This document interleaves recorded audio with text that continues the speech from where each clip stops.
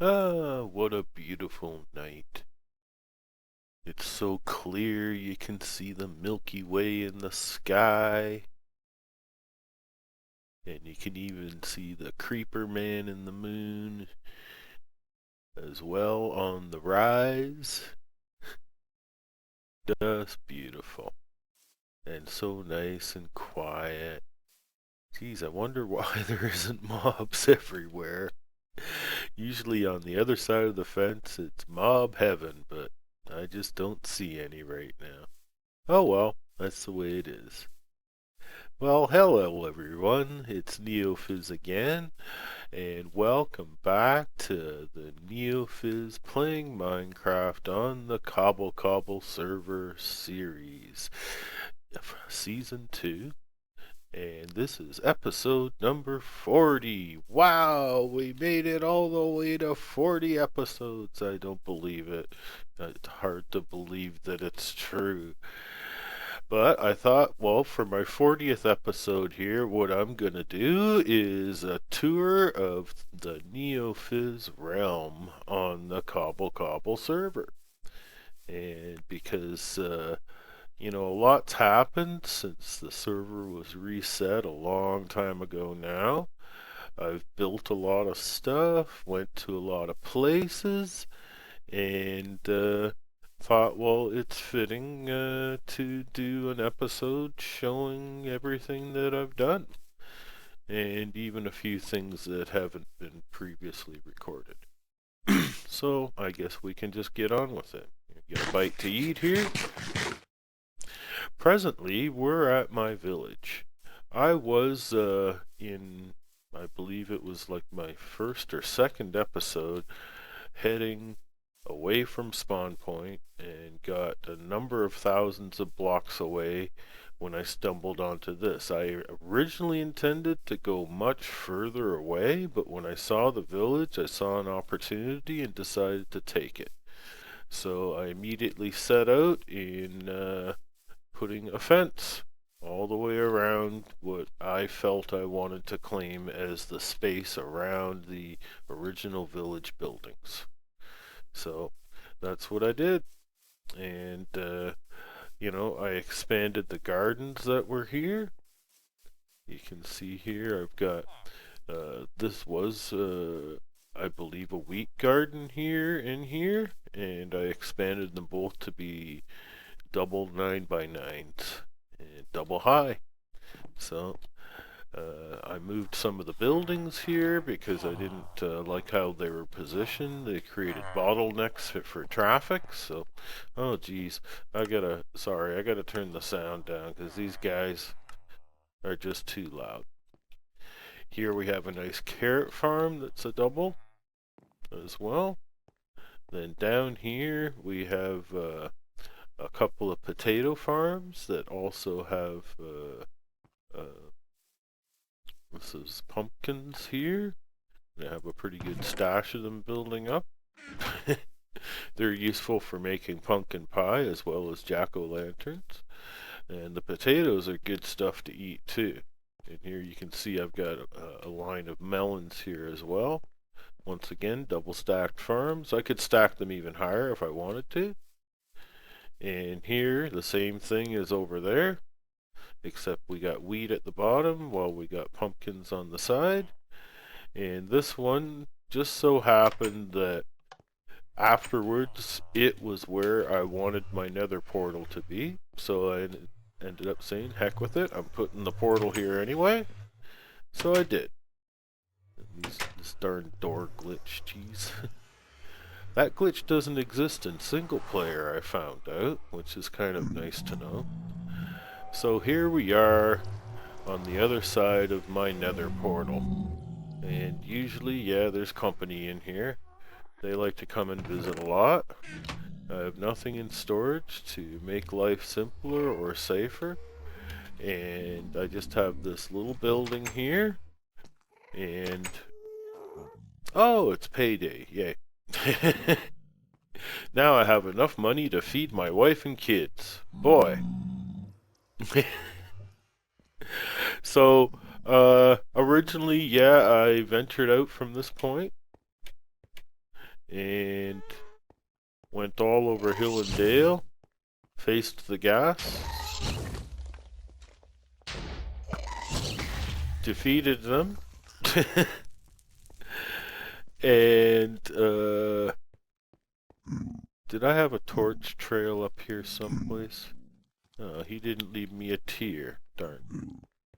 I have a torch trail here someplace that leads off to the direction I went. Oh, here's a couple torches, so I must have been going this way, I think. I didn't go down there. I don't see any more though. Oh, I think I see some over there. Yeah, there's a torch. So, but I'm not going to venture there because originally at the destination I set a home. And that's now home number 4. So I can just teleport to there instead of wasting too much time, because at the end of the line is where I created my blaze farm. And here's kind of where I need to turn the sound down even more. Jeez. Wow. Yeah, that's just so noisy. And we've seen videos of me building the blaze farm, and it's Ethos design. And I modified it by adding his new hopper timer clock to it instead of the old line of repeaters as a timer. So I thought it worked in very nicely. It even took up less space, but more importantly, less resources. Yeah. So, and this always worked great. This is great for getting fast experience. I can just stand here and chat on the chat channel for a few minutes while this builds up, and end up with quite a bit of experience built up. It crushes them down to a one-punch kill. So you can very quickly get lots of blaze rods and lots of experience at the same time. Isn't that great? So let's go back to the village, which is home number 2.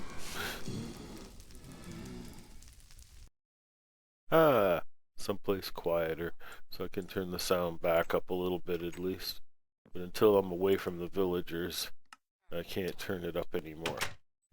So, yeah, that I've done a little bit of resource collection in the Nether, but that's it. I found that blaze farm, and that's all I did with it in the Nether was create that farm and exploit it.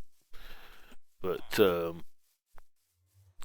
continuing on here, we get over to the swamps. Like now, we're in desert right now.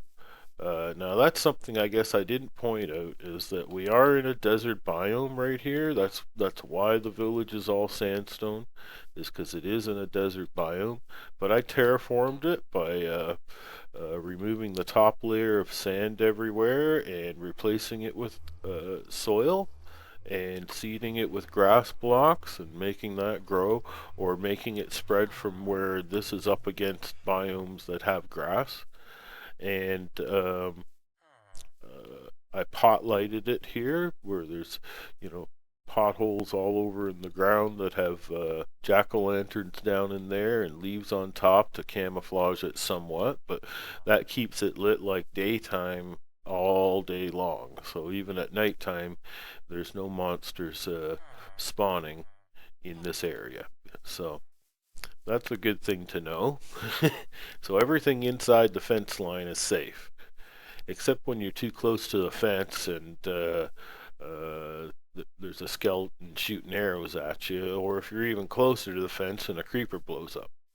Now this here is my zombie farm. And this one I fully set up with nice automated up and down control. So you just drop down into that little water drop there to come down.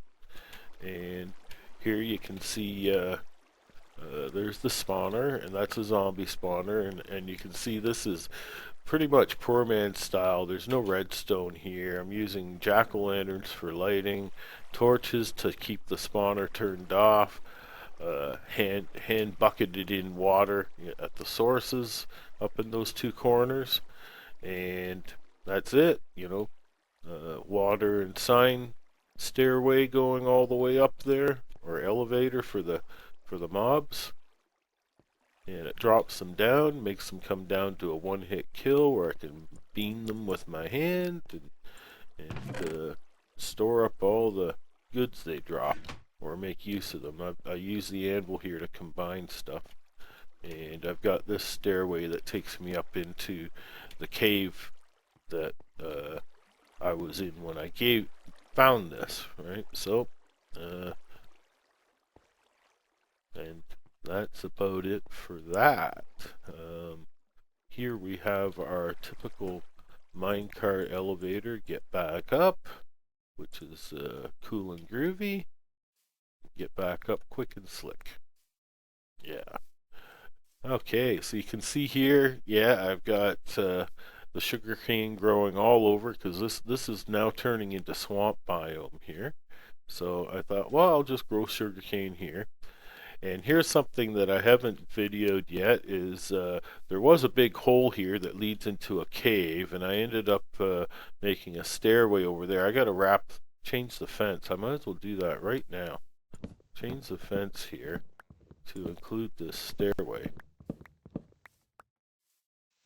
Let's give it a little bit more space. We got the fencing on us, so let's do it.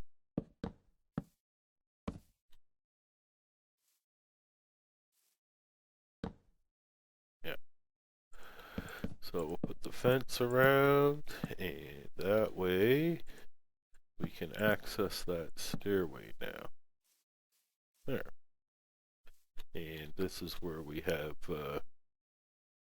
there's this cave system we found down here, but we haven't really explored it. We just got started lighting it. So at some future episode, we would be exploring that. But here, the hole, I turned it into like a redstone swimming pool. And I thought that was kind of neat, and I could use that as a fishing hole as well, too. So that's something I just recently did and haven't recorded. I thought, well, this is just so simple. Why should I record just filling this outlining this hole with redstone to turn it and fill it in with water? So that's all I did there. We go over this way. Yeah, this is going to be long. At some point, I'm going to cut it and take it into an episode number 2 because this is going to take a while to show everything I've got here. So, uh,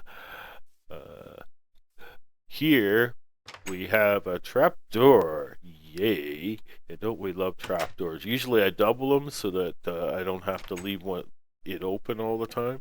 And usually, at the bottom, I'm going to have a water break. And this takes me down into my strip mine.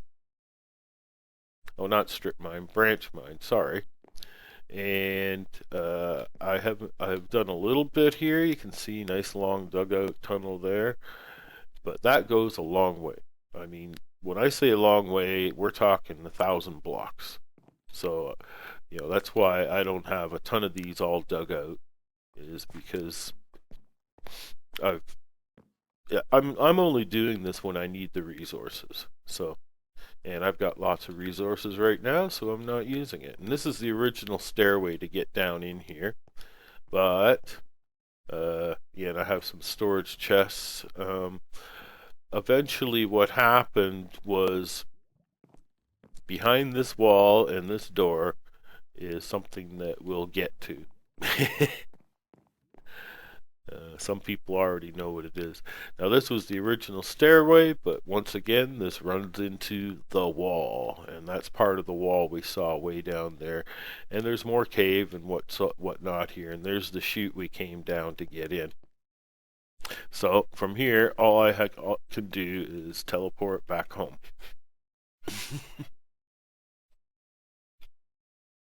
So let's go check out more stuff here.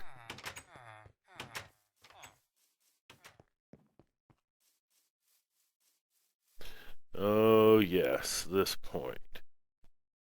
This is an entrance that leads down to this. And I don't know if anyone remembers, this is what was referred to by me as the Egg-O-Matic. I would load this up with chickens, and when they laid eggs, it would fall down into this water that led to this hopper that filled up these chests with eggs. So I have 2 chests here that were overloaded all the time, and it got to the point where I had tons of chests even back at my home here. So I finally decided to remove the chickens and stop the egg production, and I'm still running on those same eggs that I started with way back then. So I haven't been down there for a while, and originally that stairway went right down the center of this carpet, so I had to move it when I laid the carpet in. And I laid the carpet in to make the villagers more happy, and I could even put lighting under the carpet and completely get rid of the torches that were lighting the path, and even extend the path in places where it wasn't originally there without having to have a lot of extra gravel to do so. So over here, this was an entrance that went down to a slime farm that I was working on. And once the work was complete, the entrance became this here. So we'll go down and take a brief look at the slime farm that I made. So we've got a nice smooth stone walkway getting down, and here we hit the top level of the slime farm. And the slime farm is nothing more than a bunch of these spawning pads. Right? And those pads represent 2 known slime chunks. So I ended up come out here to the backside, I ended up cutting out 13 chunks in total. So there's all this extra chunk space I had cut out trying to find chunks that spawned slimes. Yahoo. And these 2 chunks here were the only ones that did spawn slimes. So I built this farm based on that. And here I've got a glass wall here so I can't fall in. So it's all protected. And down the whole thing I went from this level. This is level 39, which is the highest level that slimes can spawn in a slime chunk. And it goes all the way down as low as you can possibly go to the bedrock. And usually the first level where you hit bedrock like this is level 5. So that's actually 9 levels, and it all leads to this water trough that they all spawn and walk right off the pads into these water troughs, and they get moved up to this drowning pit, they drown, and they drop their slime balls. And right now there's an issue with the protections between these 2 items, and recently they stopped flowing, so every now and then I gotta take the slime balls and put them in the chest manually now. But I'll either fix that soon or it'll be fixed on its own. So I also have an observation deck up here, which is kind of neat as well, so I can stand up here and oh, here comes a candidate now. So I can stand up here and watch him fall in, and that's just a single one, and he'll drown. He might drop a slime ball and he might not. So it's hard to say. But yeah, the big ones drown here, the medium ones, and the small ones. I don't have a separator system of any kind. So there he is, he's gone. Yeah, so that's the slime farm. And it doesn't look like it's very active, but you know, you gotta be at least 24 blocks away from the pad in order for it to spawn, and as long as I'm within 128 blocks of it, it will work. So it's working while I'm around the whole area doing things, basically. So that's good. It ended up in a good location. So over here, we end up in the Taiga snow biome. and this is where I decided to make this ice farm. Oh, look, see, we got a visitor over there. But yeah, we usually have them on the other side of the fence, and the fence is there for a reason. So, you can go up here and see here the ice farm's all ready to harvest. So this is all these snow blocks act as freezing rods basically, and I have this lever that raises and lowers them. And oh good, I do have my silk touch pick, so I can arm myself with that and start picking up the ice. That works out very nicely. Just gotta be careful not to hit a piston with the pick, that's all. The great thing about using the pick with snow blocks is the pick won't break a snow block as quick as it'll break an ice block. So I've never broken a snow block with this pick once because it's not the right tool for breaking snow, so it happens a lot slower than when the tool's breaking something that it's designed to break. Yeah. So run around, pick that all up, and see that I get like 3 and a little bit stacks of ice out of that. That's pretty neat, eh? What I think's neat is refilling it. So the piston's open, they let the water all flow. When it's done flowing, I can flip the lever back. We've got source blocks. I raise the freezing rods, and everything instantly starts to freeze. You can see right away the blocks are starting to freeze. So it's pretty rapid, works pretty good. Yep. And then usually I just end up storing the ice over here. As you can see, I've got lots of ice in storage. I'll build something with it when I've got lots of it. And you can see here I've got this nifty, well, I didn't actually show you over here first before we go to the nifty, is under here is where all the redstone is for this. So you can see the this one lever over here activates all those pistons through this series of redstone, which is pretty. It looks very intricate, but it's a very simple pattern that's repeated over and over. Every single piston has a repeater pointing into it, and usually one tick of redstone directly behind it, and that's all it is. It's not very complicated, except this one on the right that ends up with 2.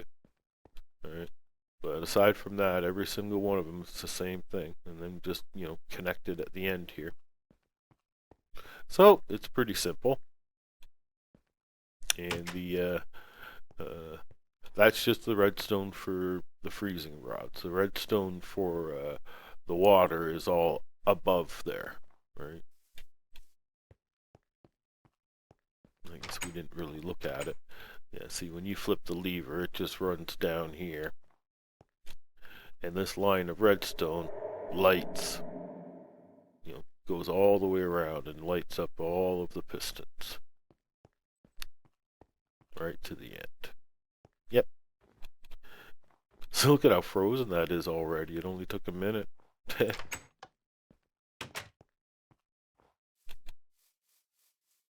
So over here now we have our little snow farm, and this works kind of neat. I have these dispensers are loaded up with these stone shovels that I would use. So let me free up an inventory spot here. And so you press the button, it tosses the shovel into your inventory, and you just sit here and hold your left mouse button down and spam it until the shovel's all gone.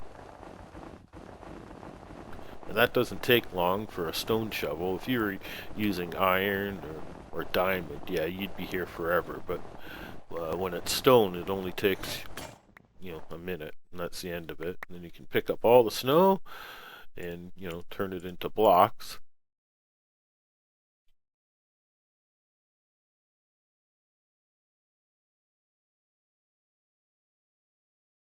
And so there we go. I got 33 blocks out of one stone shovel. So that's okay.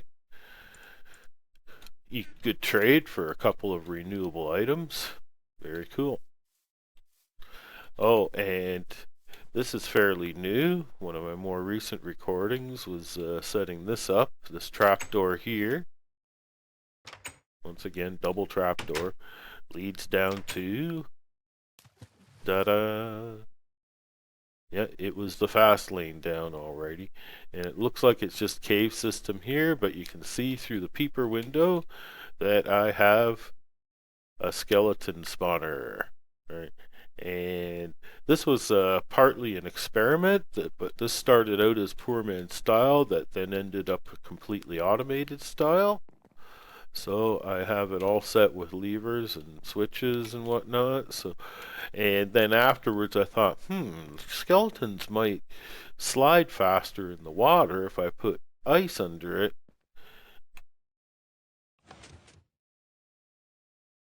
But then when I tested it, no, they don't seem to go any faster.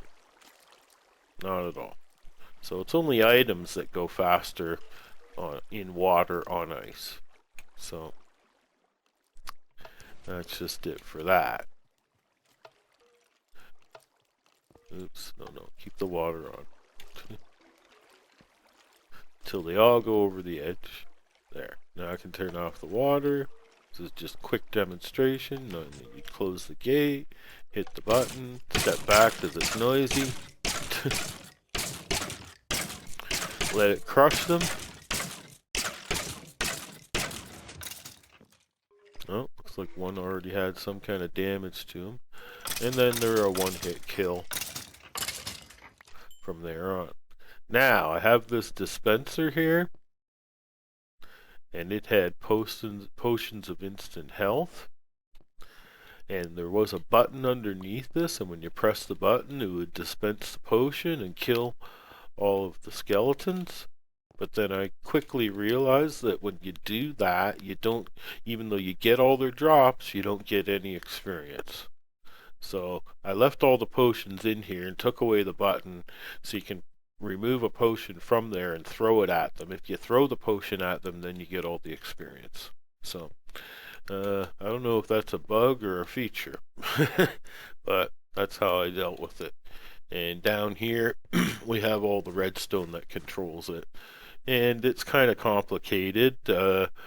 We once again have the hopper timer that's timing the crusher mechanism, and that's the most complicated part about it, is how that all gets operated through the levers and switches and whatnot.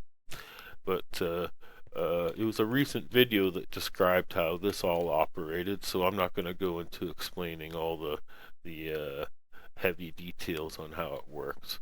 You know, I've got access here to all the control if I need be, and so you can watch my last few videos if you want to see how that all went together.